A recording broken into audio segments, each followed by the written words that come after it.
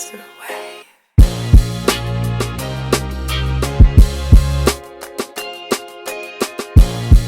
Hi, everyone. Welcome back to another episode of Seek Joy, the podcast. Jesus, others, yourself in that order is a way to find joy. We are a safe space for sinners, believers, non-believers, to come together and just kind of talk about your testimony, your faith walk, how you maybe feel like God's been there, God hasn't been there, he's been distant. You know, it's really just a safe space to be authentic, to be vulnerable, and to be open.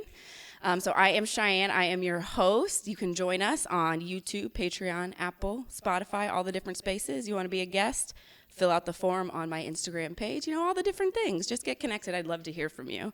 So today, as you know, a lot of times we do testimony stories. So I have my really, really dear friend, Nick, here that I've known for quite a few years. Thanks for being here. Thank you for having me. Yeah, I'm Awesome. super excited. This is super dope. This. So I'm going to give you all a little bit about like how I know Nick. So I think it was probably, 2 years ago at this point, 3 years ago. Easy. Yeah. I was working for a nonprofit that has served youth experiencing homelessness. We had gotten connected because he works for a really dope nonprofit here in Columbus called We Amplify Voices that works, again, with also like a lot of vulnerable populations, young people. I don't want to tell too much about it because I'm excited for him to kind of talk about it. So if y'all are looking to any nonprofits to kind of, you know, give to donate to support that you feel called to, please do that with Wave. So Nick, again, thank you for being here. Thank you for having me. I'm super excited. Yeah. Go ahead and kind of share, you know, wherever you want to start in your testimony, what your faith journeys looks like. Yeah. I want to start too, like when you first told me about this, that it was called Seek Joy. That was something I had a very strong connection to because my dad as a kid, I remember he had it written on his mirror. Yeah. And it was like the first thing that he would see every day. That just made a big impact on me. And I've seen him like model that a lot in my life, just that mindset of like Jesus, others, yourself. Yeah. And I just love that you made that the title. It resonated really But strongly like I told you, literally it's nothing but God putting that on my heart to say like this is what it's going to be called and why it's going to be called that. So like the fact that it was also similar for you when you were young is like a very beautiful thing to me. I love that a lot. It's just like it contains the like kingdom paradox right from the beginning of like it's not, you know, literally. It's like flips the world on its head. Yes. You know, and like what I do now, random like side tangent, but when I'm reading my Bible, I circle every time I see the word joy in my Bible, every single time, I swear. Anyway, we can forget that so easily that's what it's all about. So I think that kind of sets up well. Like I grew up in a family where my parents were very strong in their faith. They were Catholic, and they just, we had 7 kids. They like really, you know, they both grew up in Akron, and like that was their faith tradition that they grew up in. And, you know, as a kid, I don't know that I connected very strongly with it because it was very, built into our life. So it was like every Sunday you don't miss church. Very like lawful. And like I really took in the head knowledge, but I don't know that I made a strong heart connection, you know? But I think like, you know, up until the time I was 18, as long as I lived in my parents' house, it was like, I never missed a Sunday of church. And there's like glimmers I remember of like, you know, kind of breakthroughs of the Holy Spirit for sure. But I feel like the moments that I can remember experiencing grace the most were kind of like in moments of heartbreak, like, you know, getting heartbroken in high school or different things like that. It's like those low points that it's like I had that bedrock there that they'd given me to fall back on. And you know, kind of going into adulthood, it was like there was that foundation around me. But like I said, it was like in those very serious moments, I would reach for it. But other than that, it like was not a part of my daily life at all. So like, got married pretty young when I was like 24. Okay. And I love that. Well, yes. So we're going on like 14 years. 13. We're in year 13. Thank you. I love that. And your babies are so cute. Your kids. Oh, so thank cute. you. They're ornery, but very, nonetheless. A lot of redeeming qualities. But when we got married, we like, you know, ended up getting married in the church. It was St. Francis over in Victorian Village. Okay, And we, you know, had started to go there a little bit, and like we didn't really have like a kind of a faith of our own, but we were just kind of like going through the motions, like, oh, it's Sunday. We both grew up going to church. Like, let's try it out. So we really like connected with the guy there, the priest there at the time, and got married there. And then maybe like a couple months after we got married, this stuff happened. We were talking kind of before this about just like how people can have a lot of hurt from the church. Yeah. And it kind of started there with us with, they ended up, these like allegations came against him from like a kid that he'd worked with in high school where they'd had this relationship, and when he was a teacher at a high school, and he was like defrocked and had to leave the church. And it was like a place where we were just starting to kind of plant roots, and we're like, oh man. Yeah. And we're just like, we're good, and kind of, stopped going at that point. And, we were both like, kind of working with kids. Like that had always been our path. My wife was, worked for Jenny's Ice Creams for a while and then became a teacher. And I was kind of going down that same path of being an educator. I worked for a couple after school programs in Hilltop, and like that was that was like right away my heart, like right after finishing college, started working in that space. And just like the place I worked for at first was very much like it's called Run the Race. It's still there. But it was very much like fly by the seat of our pants. Whatever you can dream, you can do. You come up with an idea. I love that. And I loved those places too. It's that's definitely you as a person. You're like, let's go. And it was really cool to like just get that kind of freedom to like try something. So like, you'd like coach basketball teams and stuff and just kind of be there for kids however. But then there'd be like, hey, can we take 15 kids for a camping trip in Red River Gorge for a week? And sure, figure it out. This is like, get the food and the backpacks. And, so that kind of like, those kind of awesome moments would happen where you just had that freedom to try things. And, you'd just go through life with the kids. So it's like a parent dies or they're, and you really get to like, I grew up in Westerville, so I just did not have any context for what I was seeing in their personal lives, and that was a rude awakening. Like, and it was like right after graduating college, so I'm just kind of like get into the flow of their lives. And the really cool thing about the way that organization functions was like you just do life with people, and that's very much what Jesus modeled is like you just get into people's lives. So like I love that. Being there for a couple of years was like a really good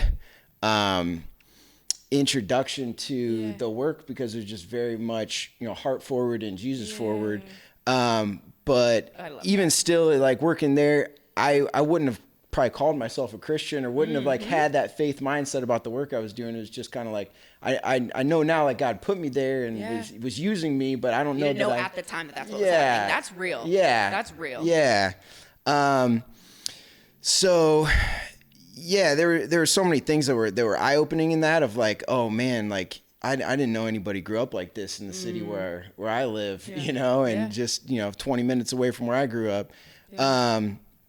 So I really wanted to stay in that space. So like worked for the Salvation Army after that for a couple of years and kind of doing an after school and summer program, and same kind of thing, maybe not to the same degree, because there's a lot more structure there. So it's like you're not necessarily it's like you can't necessarily and that was a really good experience too, because you need that structure, especially in the nonprofit world. It's like there's rules, regulations, there's grants and things, and you need to know how to operate in a responsible way a little bit. So that part was really helpful, but also kind of like seeing a massive global church operate in communities was a really good. There's parts of the Salvation Army that I really admire. Like every center is like a husband and wife leading it together. Oh, really? I didn't know that. And it's army structured. So it's like there's lieutenants and corporals and colonels and generals. And like the guy who oversaw Columbus was like a general. I did not know that. But it was him and his wife did it together. So it's like, I really appreciated that mindset that's like two are one and you can do this job together. And the other thing that was really cool was like the guy who was like the general of the Salvation Army in Columbus was like formerly homeless for like 15 years. His story was crazy. And it's like it truly modeled what the church is supposed to be, to me, that he became the guy who was in charge, because it's like he lived out the life of the people that they were serving. So who knows better how to serve them. I'm sorry, wasn't Jesus really like a nomad? Right. Like, let's be so for real. Everybody forgets that, you know, it's like hard to get more, you know. Yeah. On the bottom of the totem pole than Jesus was, you know? And it's like, that was very intentional on God's part that he was born at the bottom, you know? Exactly. So that was really cool to kind of like get to see the inside of that organization. And even still working for them, like I remember having a hostile attitude towards Christianity and towards the church. And like, I remember, you know, in running the after school program, the guy who was like the pastor of the center that I worked at, you know, we were like funded by a federal grant, and he wanted to come in and just do like simple Bible stories. And I remember really bristling at that and being like, well, I don't think you can, because we're funded by this federal grant. And, you know, it's like, I found myself in that situation with nonprofit work a little bit too. Yeah. I'm like, I don't know if we can do that. Yeah. Yeah. And to think that was my mindset, you know, back now I'm like kind of disgusted by that. Like, dang, but yes. Yeah, ain't that crazy? And I'm curious too, really quick, because you talk about you were a little like hostile like towards Christianity. Was that based off of what had happened for you at like the church? Did it kind of like stem from that? Or was it kind of you were just being pulled a little bit more in the opposite direction, just continuing to kind of allow it to flow? What did that look like? Yeah, I think it stemmed from that negative experience, but then like kind of also at the time that I started working at Salvation Army, I was really pursuing like a music career. Okay. So I literally, like, I was in night school to be a teacher, and I dropped out of night school like overnight and was like, no, I'm going to be a musician full time. Like I kind of had like a very dramatic moment of deciding that's what I wanted to do with my career. And I was like already married at the time, and I'd never talked to my wife about that being a dream of mine. So she was like, I thought we were going to be teachers, but you're like, no, listen. No, it's great, because I'll be gone like 5 nights a week, and we'll never see each other, and I'll be at bars drinking a lot, and you'll love it. It's going to be great. That part. Yeah. So at the time I was working at the Salvation Army, I really like dove headlong into that, and like started a band, and really was like trying to make that financially viable like very quickly, because I wanted that to be my career path. How old were you at that time? Like 25, 26. We started a band called Nick D and the Believers, which was like Nick D and the Believers. I love that. I love that. It's funny now. I love that you're like the head guy. Nick D. Hey, I'm Nick D, and these are my believers. And I like the two guys that joined it were good friends. That's and they had both been in bands for 10 years. So they had like a lot of experience coming in, and they really knew how the system worked and things. So they like really helped it become something pretty quickly.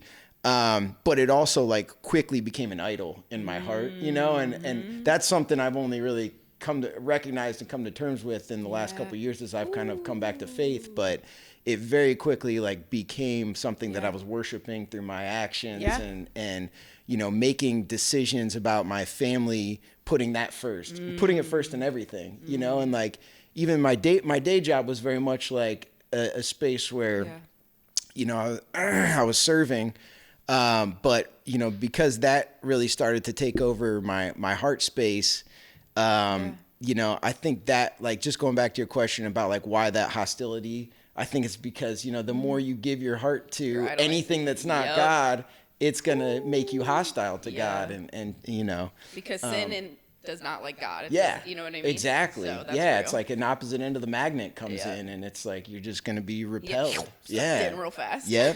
Real fast. Yeah. And there was some redeeming parts about it in that, like, I wanted it to be financially viable so that I could, you know, have a family and stuff. And, but you know, there was also just a lot of motives in it that were just about, you know, self-glorification and whatever else, you know, all the things of the world. But I, you know, it started with like a pure seed, I think. Like I really, you know, I had always written songs from like time I was like 15 as just like a, you know, like I was in bands in high school and I loved it. And like, that's, you know, my, you know, gifting was like songwriting. So I really like put my heart and soul into it. But I was writing things that, you know, had a message of like faith, But I remember like the first song that we started with the band, it was called Find a Little Love. And there was a verse that was like really directly about God. And I remember this moment so clearly, like sitting down and with that verse and being like, oh, I got to change this. I got to make it more like, there's this song MGMT at the time that was like, you know, just sex, drugs, rock and roll, like typical stuff. And I remember being like, oh, I need this to be cool like that. So let me change it. And instead I made it about like that line about smoking weed and about, you know, just like, and I remember that, and I look back at that now, it's kind of being like a crossing the Rubicon moment for me of like, okay, I'm like giving myself over to this rather than to what God's given me, you know. And I've seen myself do that so many times, but that kind of felt like a first betrayal a little bit of like what he was giving me versus what I was doing with it, you know? Absolutely. And we do that all through our lives over and over again, but you know, that was a really significant one in that it like set me on a course, you know? So yeah, continue. Like we had started to have like some success with the group, and mostly because there were two really experienced band members who knew how to plug into things. So we started, you know, getting good opportunities with shows and getting opportunities with like licensing our music and being on like TV shows and commercials, which was like really exciting, but it really fed that idol mindset of like, keep going. Oh yeah, exactly. I just need to give more and more and more to this. I remember like when I think of how crazy desperate I was for this to work, I remember one time like needing to get these files for a song to send to somebody, and my the drummer, who was also our producer, was out of town, and I like just felt like I needed to get these to the person today. I'm like, is there any way I can get into your house? He's like, I think the upstairs window might be open. So I remember like climbing up the side of his porch and almost like, dude, this is so unsafe. And I'm like hanging on by the edge. And I remember like I couldn't get a grip, and it would have been a hard fall. And there was like, I remember grabbing onto the shingles with my teeth. Oh my goodness. And like pulling myself up onto this roof. Like You're desperate. That's how desperate I was, you know? It was like so With your teeth. intense with my teeth. And pulled myself up, got in through his window, got these files, sent them. I don't think anything happened because of that. Like, was it worth it? But it revealed to me like how intense this like, you know, idolization had become. Yeah. So, you know, I continued, you know, on that course, and like we, you know, continued to have some like good opportunities with it. And I continued to be in the education space in my day jobs. Like I got a job at a charter school where it was like kids on the autism spectrum. And I really, you know, I always loved that work. But more and more it was like, okay, but this is my, you know, this is what I'm really going after. And I just started to make, you know, worse and worse decisions, which is just what always happens with, you know, idolatry, and just, you know, started drinking, you know, a lot more and just being away more, and got to a point where I just had made serious mistakes in my life, and to the point where I just like felt like a deep shame, you know, and like felt like I just kind of couldn't face, I guess, who I was in that moment. And my solution to that was to kind of blow up what was happening with the band. And, you know, I just kind of started a new music project with another person, and we started a new band called like Doc Robinson. And it was like, this will be a way for me to get out of this, and like not to have to face these guys who are my friends, who I know well, who are like, you know, seeing me kind of be not the best version of myself, you know? And so I just kind of, without telling them much information, just kind of like blew it up, you know? And it was just like, you know, we you know, and ego and drinking and whatever else. But that point was really felt like the turning point away from God. Like I really felt like in that moment, shame really came in a new way, and was just like, you know, if you're not gonna fix this now, every day you're gonna have to ignore my voice telling you that you need to fix it, and my voice is gonna get quieter and quieter and quieter, you know, as you give into this, and just, you know, let this be your God. And yeah, I look back on that now with so much, you know, sadness, but I just didn't know how to fix it at that time, you know. And you know, in his mercy, it's like he knows how long it takes to change our hearts, and it's years, often, you know, it's decades and a lifetime really to change our hearts to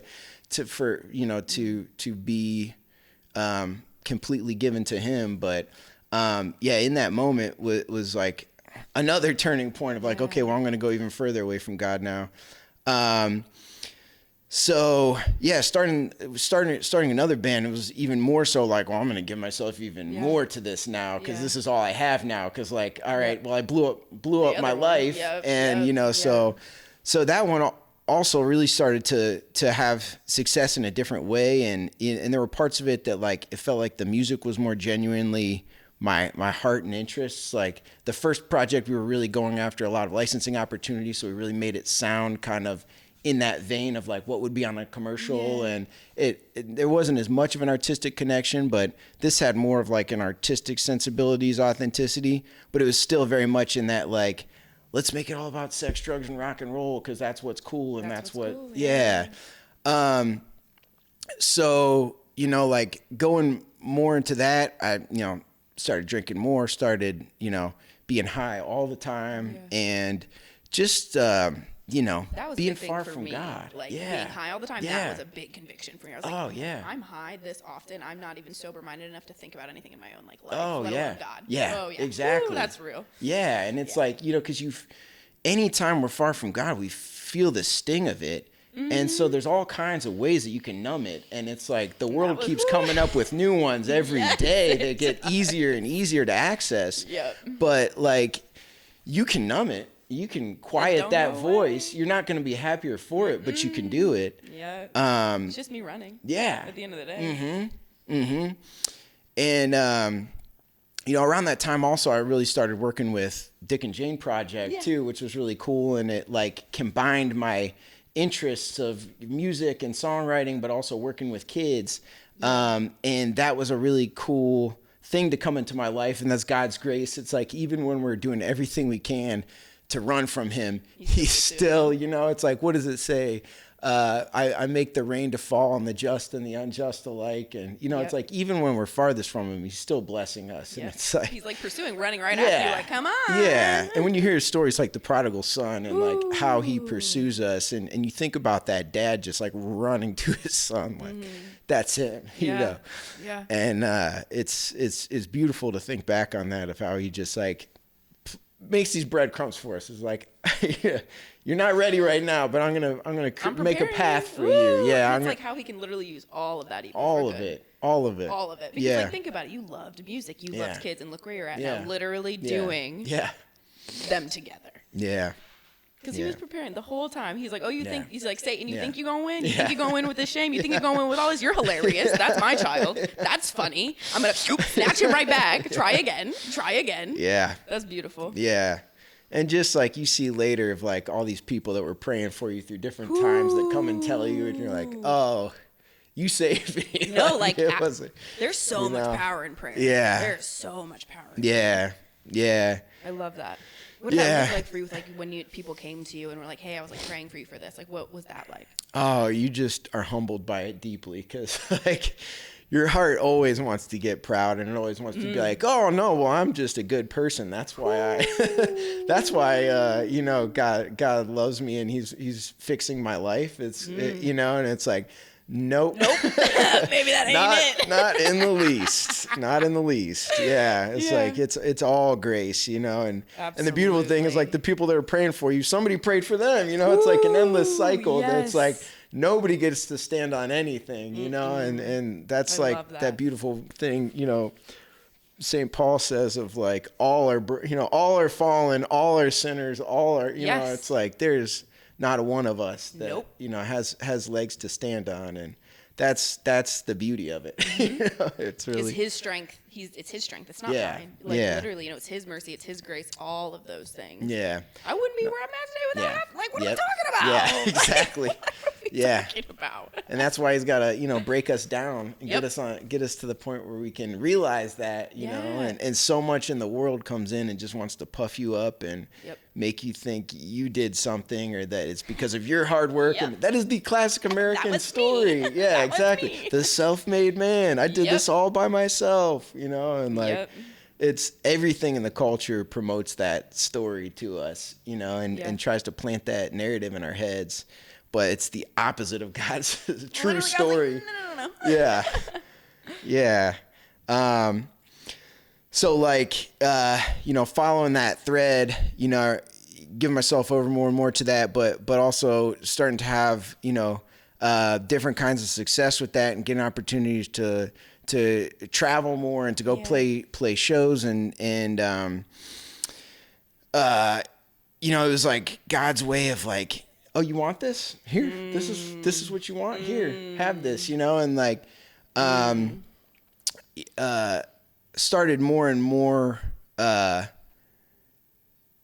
kind of like, be like, man, I'm supposed to be feeling happier because this is what I wanted, and like, why is it? I have it. Yeah. Like he's giving me, I'm getting stuff that I always, thought I wanted. And because he'll give you what you want. All right, let's go see what happens. Yeah. And kind of the watershed moment for me was like, we got this opportunity that was like the dream gig of like opening for this band from Columbus camp. They were like a national, they're really were taking off at the time. They're huge now, but they were really just like going on a national tour where they were, selling out venues and stuff. So they took us once for, a couple weeks, and it was like we got to be their opening act. That's and dope. Played a, rooms full of people in towns we'd never been to. And so we're like, oh man, this is like, it's going to happen. This is awesome. And at the same time too, my day job was starting to be working with Dick and Jane Project and Wave and seeing that start to flourish a little bit. Yeah. But that was more in like God's path for me of like, getting to serve people and to, use gifts in ways that were for his kingdom. So, that was kind of simultaneously, happening. And we kind of had this opportunity again to tour with them and open for them, but they were even bigger now. And it was like, okay, we'll get to play big venues that are sold out. And like, this is the chance, Yeah. And at that time, like I already had, a 2-year-old and my wife was pregnant and she was working full time. And I don't even think that I like asked her if it was okay if I went, it's just like, hey, I got this thing. I'm gonna go. Yeah, it's like it was like told to her in a way of like I'm gonna go. Yeah. I this is the opportunity. This is what I've been working. I. Yep. And so went for it was like 45 days. That were gone. With her being pregnant, working full time, and like we had some help from our parents, but it put so much on her. And God's grace through this whole thing was that the longer we were out there, the more miserable I got. Like I've been depressed in my life. I've depression's been a consistent theme. I think it is for a lot of people. Yeah. But I've never been as depressed as I was on that tour. It was like, this is the thing you've been working for. Yeah. Like, why do I not feel happy? I remember even just like feeling sick the whole time and being like, just, didn't want to do anything, didn't want to be around anybody, just wanted to get by myself. And, I found out much later that like there were several people praying for me that whole time. And it's like God's way of answering their prayers was what he was doing, and like, it was just such a gut check for me of like, you like think you're about to sit down to this like surf and turf dinner and like every bite in your mouth just like turns to ash. And you're just like, what is going on, Yeah. you know? And Wow. so by the time that we got to the end of it, I was like, just like, oh, this isn't it. Like, something's got to really change here. I need to change everything, because like whatever this path is the wrong path. Yeah. So I remember we were coming back from Minneapolis, and it was like the last night of tour, and like the band was trying to like stay and hang out and celebrate. I was like, we got to go now. And I remember like getting into a fight with one of my bandmates of like, he was just kind of dragging us, feeling like, we got to go now, you know? And like we're like 10 minutes outside of Minneapolis, and we like hit a deer, like smashed into the car. I'm driving. No, bless and just like, everything about this is wrong. Like, get me out of here. I'm ready to be back. Yeah, I'm ready to be done with this. And, you know, so got home, and like, I remember just seeing my kid for the first time and just being like, they like had this weird thing of seeing me, you know, and just like that, I'll never forget that feeling of like, damn, like they don't, you know, it's been so weird to them that I've been gone all this time, you know. And I know people deal with that a lot, and it's like, you're not a bad parent if you have to go work for months at a time, but like, and there's a lot of people that's their story, but it just like really hit me in that moment, because I felt like what I was doing was selfish and was about me, and not, you know, not considering them. And not the best career option for my family at that time, you know.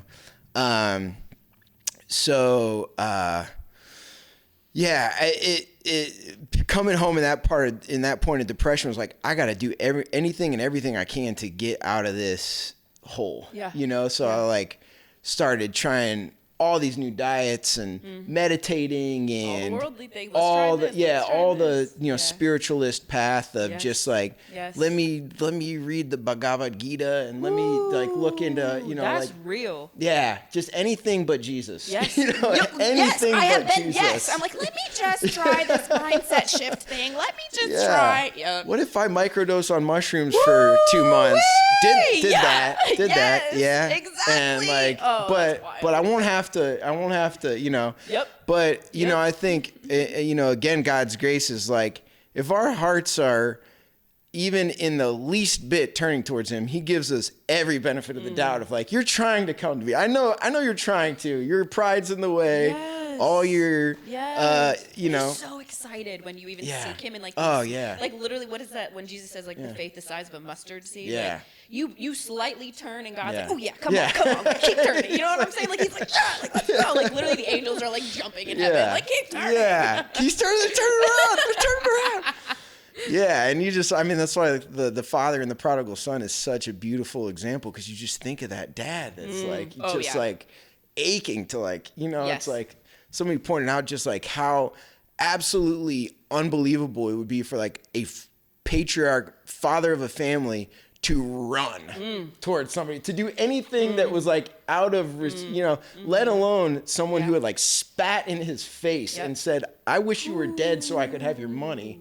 You know, it's like, it's like that. It just reveals so much about who God is. Because and we're more full of shame. They're not mad at us. Yeah, no. Like He's not mad at us. No. Is He sad? Is He like, I want you to closer? Absolutely. But He's not mad. No. He's like, please just come on. Just come on. I think the same thing. Like the last like week or two of my life, I've been going through some like sin stuff I'm trying to work through. And I pushed away a little bit, where I was like, I'm still, you know, listening to worship music, doing these things, but I'm pushing away. And then when in the last like 2 or 3 days, I finally went and I just like bawled during like my quiet time, and God was like, I have missed you. And I was like, I have missed you, fam. Like, what is going on? I was like, I'm so sorry, that was so dumb. Like, I don't know what I'm doing. But He, again, right there, He met me there again. He met me there again. He met me there again every time. Oh. And you like, I love the metaphor of the good shepherd too, because like in our culture, we talk about sheep like follow whatever is happening. That is not what sheep do. Sheep try to kill themselves. Period. Sheep try to walk off of cliffs. They eat poisonous bushes. They don't ever come when you call. Like, that's not who sheep are. Like, He gave us the example of the good shepherd, because like, we're sheep, and sheep don't want to follow anything or anyone. And like, that's who we are, you know? It's like, it kills me when people are like, oh, you're just a sheep. And it's like, yeah, but not the way that you think. Like, you've never met a sheep before. Period. That's so real. I love that. So like, that's, you know, he gives us all the right metaphors. We just forget because we don't live in an agricultural society anymore. That is some real stuff. All his parables and all these. I'm like, hold on. Can I read that 7 more times and explain it to me? Oh, okay, so that's how it is now. Yeah. Yep. Yeah. So like, you know, getting into all that, into all the like worldly spiritual paths, you know, led me just deeper and deeper because I was desperate to get out of this hole. So it was like, okay, well, if this isn't working, something else will. If this isn't working, something else will. Yeah. Started to really get into like crystals and things like that. And you know, and overtly like saying like God, you know, it's like, you know, starting to think of God in a fatherly context, not Jesus, never Jesus, you know, just always like, okay, you know, God and spirits and okay, if I get this kind of crystal, it'll give me intuition and, you know, kind of like getting charms that had secret powers and, you know, and I think the devil uses that a lot. Oh, for sure. He uses all that. And I think when you open yourself up to kind of that deal-making spiritual mindset, it's like that's when he just steps right in and is like, oh, what do you want? I got you. Yes. You want something? He like opens his cloak, like, you want this, you want this, you want this, what you want? You want this one, you want this one? You want power? Yeah, you want some power? Yeah. Yeah, that's real. So I felt that and, you know, was experiencing that, had, you know, went to Reiki and stuff like that and had some really bad experiences with that, with someone like, you know, kind of manipulating the vulnerability of that situation and like in a really predatory way. And it was like really, you know, disruptive to my life, to my well-being. So it's like, you know, God lets us seek through all those different paths, but it's like there's people that are using those paths to, you know, it's the wolves in sheep's clothing that, you know, it talks about all the time. So I ran into those on that path, but it was all, you know, like steadily, like my heart was toward light. My heart was moving towards, I was wanting God, really. I was really wanting God in that moment. Ain't that something? Yeah. The whole time. Oh man, because it's like when you just get enough taste of darkness, it's like you crave the light, you know. Yeah. So kind of, you know, the more and more I really like got into those crystals, you know, I started to like have intuitions about things, or like, you know, like just kind of like being that meditating, reflecting state. And I remember like having this one moment. So I, at this point, had like a 4-year-old and a baby, or a 3-year-old and a 1-year-old. And she like got real sick.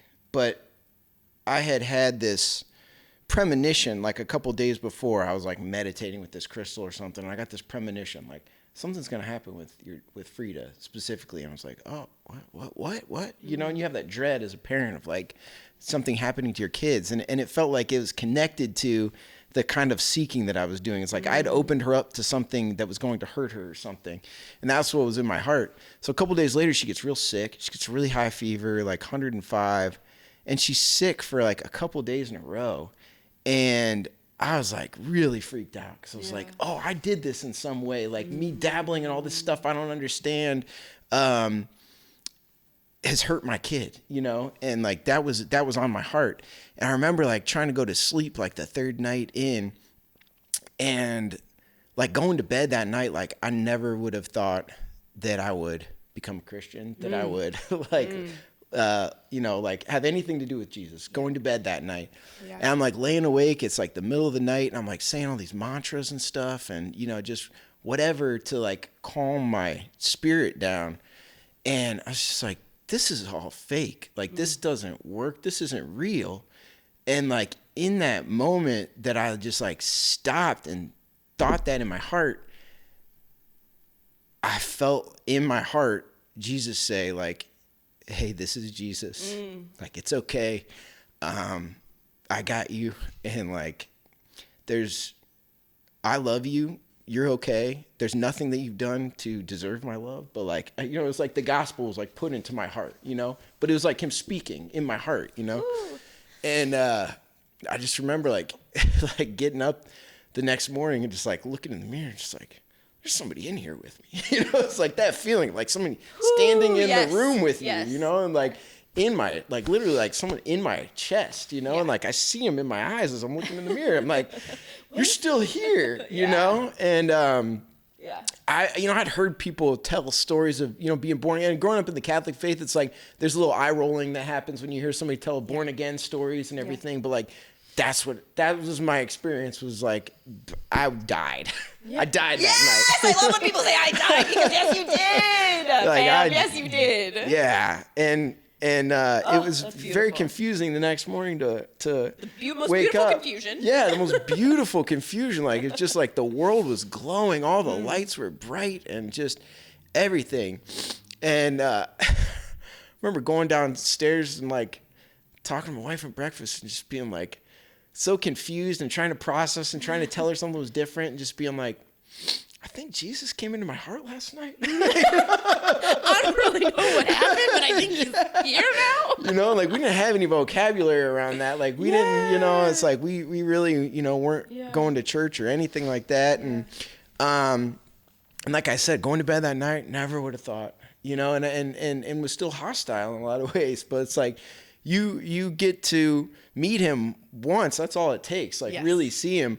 But what it takes to get to that point is humiliation, is, those valleys. Surrendering. Yeah. You got to surrender. And we will do everything we can not to surrender. And I did everything I could not to surrender. Yes, literally. I tried everything. Yes. And man, his grace and his mercy is so great that he will wait. And he will give us exactly what we need all the way along. So I know we're running out of time, but just like kind of where it where it went from there, like kind of prior to that, I like left the band and just kind of like I really felt him closing the door on that chapter of life, and like kind of painfully, like the band kept going and continues to play and is doing really well, and there's like it's slowly been that chipping away of pride of like I invested so much pride in that, and each day, like little by little, it's like sandpaper where he's just wearing us away, and it's like the goal is, by the end of our time here, to be as close to little children as we can in our faith, I love that. And I love that. That looks like getting humbled over and over and over again, and it hurts and it sucks, but it's awesome too, because like as soon as you get humbled by something, you're just like, oh yeah, man, I really messed that up. Man, don't you feel free? Don't you feel joy? Great? You feel joy. Like literal joy. That's where joy happens. Like that is where joy happens. And there's the smoke and the lie of the world is like, that is pain. That's agony. Don't let yourself get humiliated. Don't let yourself give in. You got to stand on your own 2 feet. Be a man. Be all, And it's such a lie. And it's from, the more we allow ourselves to surrender to God, it's like just joy. So freeing. And, it's literally so freeing. Obedience is freeing. People obedience don't is talk about freedom. How like, and and it's like the best kept secret that's not a secret. It's like all through the Bible, Yes, I love that. So like since laying that down and really making Jesus the absolute center of my life, and and every single day it's a recommitment, and every single day exactly you have to pour yourself into it. People don't want to talk about that. And it's not the like, okay, I'm saved, and you are when you accept Jesus as your Savior, you are saved, but then you got to show up every single day with all of your will and all of your strength and all of your mind, and you got to fight for it. And the world's going to do everything it can to but I mean, like, he'll never let us go. He's always going to get us back, but it's a partnership. It's your flesh versus like the Holy Spirit all the time. Yeah. I have to kill my flesh every single day. That's what I said, like every day. I'm like, you're right, that was wrong. You're right, I shouldn't do that. You're right, convict me again. Thank you. Yeah, that's real. Yeah, and like more and more the thing that has helped me is the relationship of a marriage. Like you're married to Jesus, you know, Period. and like Period. think about what love is like in a marriage with a wonderful spouse who loves you and cares about you and is so considerate in every way. That's awesome. Yep. Like who doesn't want to be in that relationship? That's what I'm saying. Yeah. I even had that like little epiphany today where I was like, I've never knew love until I knew Jesus. Like all of these relationships, that was lust. Yeah. None of that was love. That was, Yep. And I was like, wow, like thank you for showing me what love really looks like. Yeah. Yeah, because that's the only place it is. You know? Absolutely. It's like, and we see it sprinkled through the world even when we don't believe, because he made the world. It's all over. It's written in everything. Yep. You know, but it can be hard to see when you're not, you know, when you're far from him. Yeah. So yeah, he just, you know, the more that I follow him, the more I have peace, the more I have joy. The more my relationships thrive, the more he brings healing in where there was brokenness. Yes. And, you know, there's still many relationships that I damaged that he's still bringing healing to, but you just got to keep bringing them back to him, and he'll heal everything in time, you know, everything in time. And, you know, we have to look forward to an eternity of everything being perfect, everything being right. Period. And that's what he's working on. And we just got to let him work and trust that he's doing it, you know, and he gives us signs every day that he is. And, you know, it's just such a joy to get to live in faith. Like it really, like it totally flips the script of every day. Like rather than, oh man, I didn't get the thing that I wanted that was going to make me happy. It's like, oh God, what are you doing there? How are you using that? Okay. Period. You know, I'm like, you're right. It's your will, not mine. Yeah. I love but that. you know, it's like you were saying, the fighting the sins things. It's like you get disappointed with yourself, and you get those like, man, I did it again. You know, and it's like, but it's that love thing of like, you just want to please God, you know? And it's like, I want to get this right for you. It's not because like, I know you forgive me, I know you love me, but man, it's like, I don't like to hurt you. Yeah, I don't want to hurt you. It's like, it hurts you when I do that. Because the love is mutual. Yeah. Wow. Yeah. I appreciate you, Nick. I appreciate you. For real, it's funny because I usually end this podcast on asking people, you know, like, where are you finding joy? And you so naturally already answered that question at the end of this, because you're so connected to this. I'm telling you, Nick, I'm going to have you back again, because we're going to have another deep conversation, because this was dope. I love this. Thank you. Oh, absolutely. Thank you. Seriously. Seriously, thank you for making this space. You're awesome. You're awesome. I appreciate knowing you, for real. For real. I got the chills, fam, and I cried, and that's okay. That's what I literally, so funny. Before I came, I felt something tell me, God, be like, you should probably take tissues today. And I was like, no. I'm not gonna take tissues today. I should have brought tissues, but it's next time. Hey, the more God's in your life, the more you cry. Amen. It's like a sign of life. I never cried before for Jesus.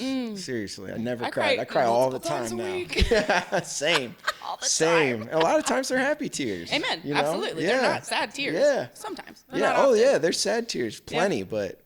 Yeah. I love that. Well, thank you again. I really appreciate you. This is awesome. Thank you for making this space. Of course. Well, thank y'all so much for joining us for another episode. If you feel so called, come back again, like, subscribe, do all the things. Apple, YouTube, Spotify, Patreon. We hope to see you back. Take care.